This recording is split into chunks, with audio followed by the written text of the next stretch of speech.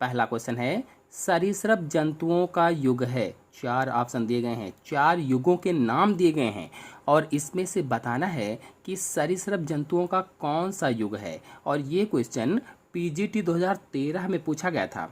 तो इसका आंसर सही होगा सी, मीसोजोइक महाकल्प, यानी age of reptiles is known as Mesozoic era. आप लोगों को बता दें कि मीसोजोइक महाकल्प का प्रारंभ लगभग 24.8 करोड़ वर्ष पहले हुआ था और इसकी अवधि लगभग 18.3 करोड़ वर्ष की थी। बता दें कि इसे सरीसृपों का युग भी कहा जाता है, एज ऑफ रेप्टाइल्स भी कहा जाता है। क्यों? क्योंकि इसमें सरीसृपों का उद्विकास अपनी चरम सीमा पर था और इनकी विभिन्न जातियां जलीय, स्थलीय और वायवीय तीनों प्रकार से वास करती थी, तीनों प्रकार से रहती थी और संपूर्ण पृथ्वी पर इनका प्रभुत्व था, यानी मीसोजोइक महाकल्प का प्रभुत्व था। आपको बता दें कि मीसोजोइक महाकल्प को 3 कल्पों में बांटा गया है। कभी इस पर भी प्रश्न बन सकता है। तो इस महाकल्प को 3 कल्पों में बांटा गया है, ट्रायेशिक, जुरैसिक और क्रिस्टेशियस। ट्रायेशिक, जुरैसिक और क्रिस्टेशियस। आते हैं नेक्स्ट क्वेश्चन पर। लैमार्कवाद का आधार है। लैमार्कवाद का आधार क्या है बताना है। आंसर सही होगा इसमें डी, उपार्जित लक्षणों की वंशागति। आपको बता दें कि लैमार्कवाद, डार्विनवाद, उत्परिवर्तनवाद या कह लीजिए कि जैव विकास या एवोल्यूशन का फुल चैप्टर मेरे चैनल में अपलोडेड है, लेक्चर सहित। आप लोग जाकर के देख लीजिए, उसमें मैंने पूरा संपूर्ण चित्र सहित लेक्चर को समझाया हुआ है, तो टोटल आपको समझ में आ जाएगा। फिर भी थोड़ी जानकारी आपको यहाँ पर बता देते हैं कि सन 1809 ईस्वी में जीन बैप्टिस्टे डी लैमार्क ने फिलासफिक जूलॉजिक नामक पुस्तक में, ये इनकी पुस्तक का नाम है, किसकी? लैमार्क की पुस्तक का नाम, याद रखेंगे कभी पूछ लिया जाए तो। फिलासफिक जूलॉजिक पुस्तक में इन्होंने जैव विकास की परिकल्पना प्रस्तुत की थी और इसे लैमार्क का सिद्धांत भी कहा जाता है या उसे ही लैमार्कवाद कहा जाता है, लैमार्किज्म कहा जाता है। और ये 4 मूल धारणाओं पर आधारित थी। 4, पहला बड़े होने की प्रवृत्ति, फिर वातावरण का सीधा प्रभाव, फिर अंगों का अधिक या कम उपयोग का प्रभाव और चौथी थी उपार्जित लक्षणों की वंशागति। आते हैं नेक्स्ट क्वेश्चन पर। उपार्जित लक्षणों की वंशागति किसके सिद्धांत का मुख्य बिंदु था? अब देखिए आप लोग तुरंत बता लेंगे कि उपार्जित लक्षणों की वंशागति किसके सिद्धांत का मुख्य बिंदु था, तो बताएंगे सी वाला, लैमार्क के सिद्धांत का मुख्य बिंदु था। नेक्स्ट क्वेश्चन है मछलियों का युग है। मछलियों का कौन सा युग है? ये क्वेश्चन टीजीटी 2013 में पूछा गया था। तो इसका आंसर सही होगा डी, डिवोनियन कल्प। डिवोनियन कल्प मछलियों का युग कहा जाता है। और आपको यहीं पर बता दें कि ये तो क्वेश्चन टीजीटी 2013 में पूछा गया था और इसके पहले सेम यही क्वेश्चन थोड़ा सा अलग घुमाकर पूछा गया था। ये देखिए कि मछलियों का युग कहा जाता है, तो इस पे भी आंसर कौन सा सही होगा? पहला, डिवोनियन। नेक्स्ट क्वेश्चन है कार्बनिक यौगिकों का संश्लेषण जीवन का आधार है। यह प्रयोग किसके द्वारा किया गया था? Experiment to prove that synthesis of organic compound form the basis of life was performed by. ये क्वेश्चन टीजीटी बायोलॉजी 2013 में पूछा गया था और इसका आंसर सही होगा मिलर। कुछ भी बताने से पहले आपको बता दें कि स्टैनले मिलर का पूरा प्रयोग चित्र सहित मेरे चैनल में अपलोडेड है लेक्चर, आप लोग जाकर के देख सकते हैं। अब थोड़ी जानकारी आपको बता देते हैं कि प्रबल ऊर्जा की उपस्थिति में, यानी प्रबल ऊर्जा थी, उसकी उपस्थिति में मीथेन, हाइड्रोजन, जलवाष्प और अमोनिया के संयोजन से, उसको मिलाकर कहने का मतलब है अमीनो अम्ल, सरल शर्कराओं और अन्य कार्बनिक यौगिकों का संश्लेषण स्टैनले मिलर ने किया था। और स्टैनले मिलर का यह प्रयोग ओपेरिन की रासायनिक उद्विकास के बाद जीवन की उत्पत्ति की परिकल्पना को सिद्ध करता है।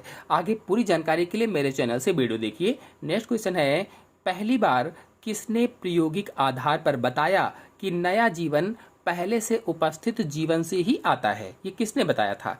पीजीटी 2011 में क्वेश्चन पूछा जा चुका है और इसका आंसर होगा पहला, एफ रेड्डी ने बताया था। यानी सबसे पहले फ्रांसिस्को रेड्डी ने अपने प्रयोगों के आधार पर यह बताया था कि नया जीवन पहले से उपस्थित जीवन से ही आता है, जो पहले से जीवन उपस्थित है। और आर बिरको ने बताया था कि नई कोशिका का निर्माण पहले से उपस्थित कोशिका से होता है। ये आर बिरको ने बताया था, बी वाला जो ऑप्शन है। नेक्स्ट क्वेश्चन है बायोजेनेटिक नियम किसने प्रतिपादित किया था? बायोजेनेटिक नियम किसने प्रतिपादित किया ये बताना है। और ये क्वेश्चन पीजीटी 2011 में पूछा गया था। तो इसका आंसर सही होगा पहला, ईवी हिकल ने बायोजेनेटिक नियम प्रस्तुत किया था। और इसके अनुसार किसी जाति के जीव अपनी भ्रूणीय अवस्था में अपने पूर्वजों के जीवन इतिहास को दोहराते हैं। इन्होंने क्या बताया कि किसी जाति के जो जीव होते हैं वो अपनी भ्रूणीय अवस्था में अपने पूर्वजों के जीवन इतिहास को दोहराते हैं। नेक्स्ट क्वेश्चन है, भूवैज्ञानिक इतिहास के हिसाब से पृथ्वी को कितने महाकल्प में बांटा जा सकता है? भूवैज्ञानिक इतिहास के हिसाब से पूछा गया है। तो इसका आंसर सही होगा सी, 5 महाकल्प में बांटा जा सकता है। 5 महाकल्प कौन कौन से होंगे? तो पहला है आर्कियोजोइक, दूसरा प्रोटीरोजोइक, तीसरा पैलियोजोइक, चौथा मीसोजोइक, पांचवा सीनोजोइक। तो ये 5 महाकल्प हैं। कौन कौन से? आर्कियोजोइक, प्रोटीरोजोइक, पैलियोजोइक, मीसोजोइक और सीनोजोइक। ये प्रश्न पूछा गया था कि भूवैज्ञानिक इतिहास के हिसाब से पृथ्वी को कितने महाकल्प में बांटा गया है? तो 5 महाकल्पों में बांटा गया है। नेक्स्ट क्वेश्चन है, आधुनिक महाकल्प है। आधुनिक महाकल्प कौन सा है? टीजीटी 2009 में क्वेश्चन पूछा जा चुका है ये कि आधुनिक महाकल्प कौन सा है। The recent era is, answer सही होगा पहला, सीनोजोइक महाकल्प आधुनिक महाकल्प है।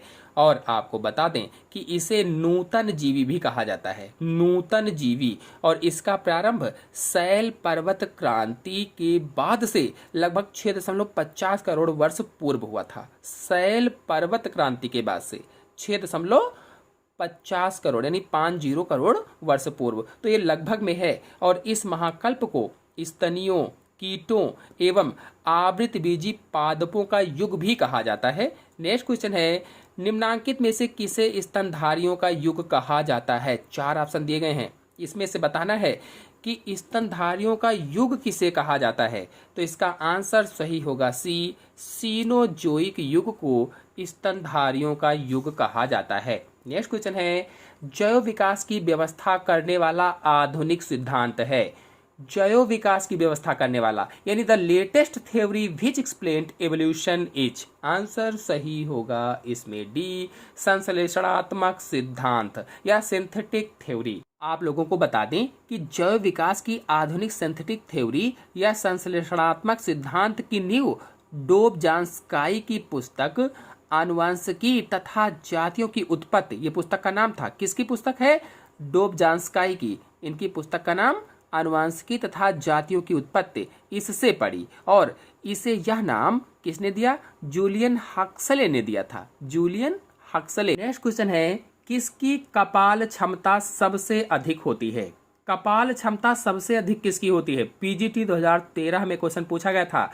और इसका आंसर सही होगा डी, क्रोमैग्नन मानव की कपाल क्षमता सबसे अधिक होती है। आपको बता दें कि क्रोमैग्नन मानव की कपाल क्षमता का मतलब होता है क्रेनियल कैपेसिटी, सबसे अधिक और लगभग में कितनी? 1600 सीसी ही। इसीलिए ऐसा माना जाता है कि ये आधुनिक मानव से अधिक बुद्धिमान और सभ्य थे, इसीलिए मानते हैं। और आधुनिक मानव की कपाल क्षमता कितनी थी? तो आधुनिक मानव की कपाल क्षमता 1350 से 1500 सीसी थी। और नियंडरथल मानव की अगर पूछा जाए तो नियंडरथल मानव की लगभग में 1400 से 1450 सीसी थी।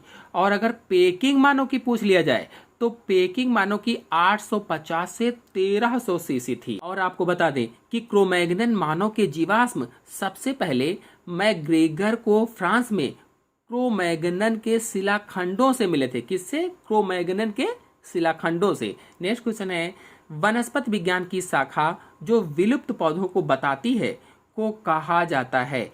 यानी वनस्पति विज्ञान की ऐसी शाखा जो विलुप्त पौधों को बताती है उसे क्या कहा जाता है? आंसर सही होगा इसमें बी, जीवाश्म वनस्पति विज्ञान कहा जाता है, जीवाश्म वनस्पति विज्ञान। नेक्स्ट क्वेश्चन है, भारत में पैलियोबॉटनी का पिता किसे समझा जाता है? पैलियोबॉटनी का पिता किसे समझा जाता है?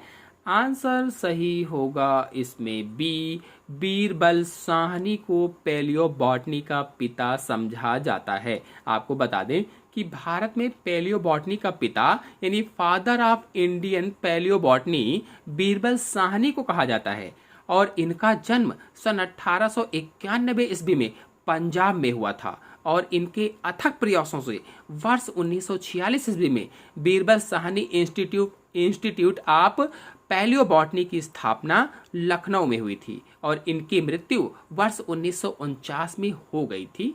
नेक्स्ट क्वेश्चन है, प्रोफेसर बीरबल साहनी का नाम संबंधित है, किससे संबंधित है?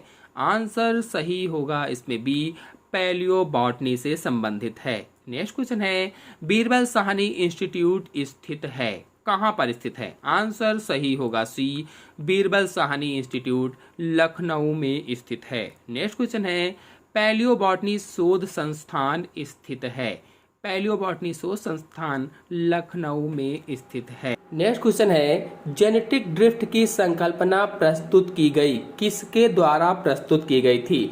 और ये क्वेश्चन पूछा जा चुका है 2009 पीजीटी में कि जेनेटिक ड्रिफ्ट की संकल्पना प्रस्तुत की गई थी। आंसर सही होगा पहला, सेवाल राइट के द्वारा प्रस्तुत की गई थी, सेवाल राइट। और इसी को सेवाल राइट प्रभाव भी कहा जाता है, सेवाल राइट प्रभाव। और इसमें था क्या?